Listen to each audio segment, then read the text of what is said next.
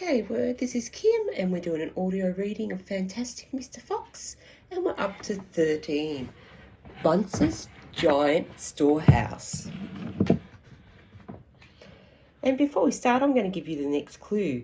So you've got two words, and we've started the next word, and it started with a st. The bit you're going to add on now is or, and the letters for that is O-R. Okay, so you've got the st and an O-R. Makes the sound or. St, or. Well done. Okay, chapter 13, Bunce's Giant Storehouse. My dear Foxy, cried Badger, what in the world has happened to your tail? Don't talk about it, please, said Mr. Fox. It's a painful subject. They were digging around the new tunnel. They dug in silence. Badger was a great digger, and the tunnel went forward at a terrific pace now that he was lending a paw. Soon they were crouching underneath yet another wooden floor. Mr. Fox grinned slyly, showing sharp white teeth. If I'm not mistaken, my dear Badger, he said, we are now underneath the farm which belongs to the nasty little pot-bellied dwarf, Bunce. We are, in fact, directly underneath the most interesting part of that farm. Ducks and geese, cried the small foxes, licking their lips. Juicy, tender ducks and big, fat geese. Exactly, said Mr. Fox. But how in the world can you know where we are? Asked Badger. Mr. Fox grinning again, showing even more white teeth. Look, he said, I know my way around these farms blindfolded. For me, it's just as easy below the ground as it is above. He reached high and pushed up one wooden floorboard, then another. He poked his head through the gap. Yes, he shouted, jumping up into the room above. I've done it again. I've hit smack on the nose, right in the bullseye. Come and look. Quickly, Badger and the three small foxes scrambled up after him. They stopped and stared. They stood and gaped. They were so overwhelmed they couldn't speak, for what they saw now was a kind of a fox's dream, a badger's dream, a paradise for hungry animals. This, my dear old Badger, proclaimed Mr. Fox, is Bunce's mighty storehouse. All his finest stuff is stored in here before he sends it off to market. Again, all the four walls of the great room, stacked in cupboards and piled upon shelves, reaching from floor to ceiling, with thousands and thousands of the finest and fattest ducks and geese, plucked ready for roasting. And up above, dangling from the rafters, there must have been at least 100 smoked hams and 50 sides of bacon. Just feast your eyes on that, cried Mr. Fox, dancing up and down. What do you think of it, eh? Pretty good grub.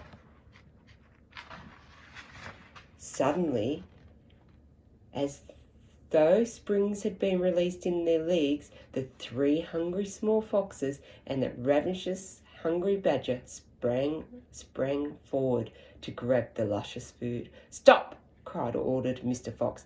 This is my party, so I shall do the choosing. The others fell back, licking their chops. Mr. Fox began prowling around the storehouse, examining the glorious display with the expert eye. A thread of saliva slid down one side of his jaw and hung suspended in mid-air, then snapped. We mustn't overdo it, he said. Mustn't give the game away. Mustn't let them know what we've been up to. We must be neat and tidy and take just a few of the choice morsels. So, to start with, I think we shall have 4 plump ducks. He took them from the shelf. Oh, how lovely and fat they are. No wonder Bunce got a special price for them in the market. All right, Badger, lend me a hand to get them down. You children can help as well. There we go. Goodness me, look at how the mouths are watering. And now, I think we better have a few geese. 3 will be quite enough. We'll take the biggest. Oh my, you've never seen the finest geese than these in a king's kitchen.